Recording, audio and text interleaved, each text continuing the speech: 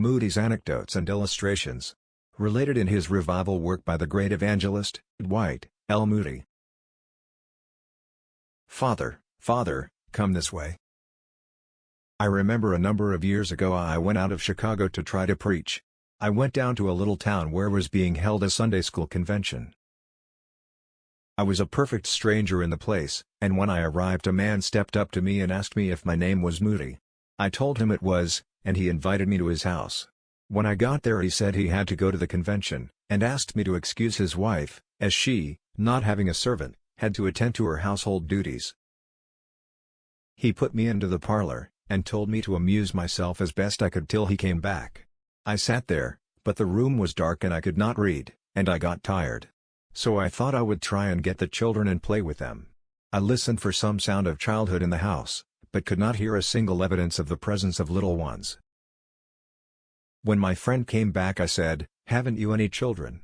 "Yes," he replied, "I have one, but she's in heaven, and I am glad she is there." "Moody, are you glad that your child's dead?" I inquired. He went on to tell me how he had worshipped that child, how his whole life had been bound up in her to the neglect of his Savior. One day he had come home and found her dying. Upon her death he accused God of being unjust. He saw some of his neighbors with their children around them. Why hadn't he taken some of them away? He was rebellious.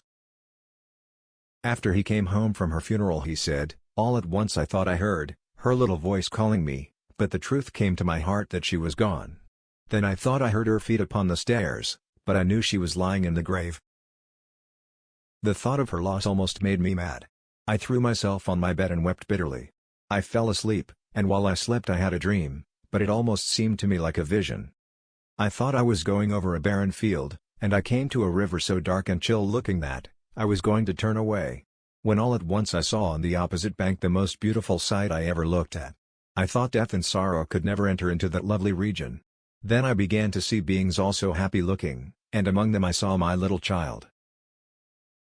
She waved her little angel hand to me and cried, "Father, Father, come this way." I thought, her voice sounded much sweeter than it did on earth.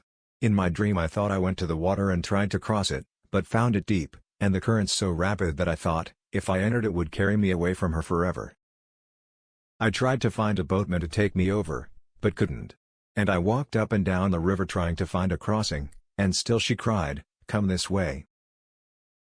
All at once I heard a voice come rolling down, "I am the way, the truth, and the life, no man cometh unto the Father but by me." The voice awoke me from my sleep. I knew it was my Savior calling me, and pointing the way for me, to reach my darling child. I am now superintendent of a Sunday school. I have made many converts. My wife has been converted, and we will, through Jesus as the way, see one day our child. Thanks.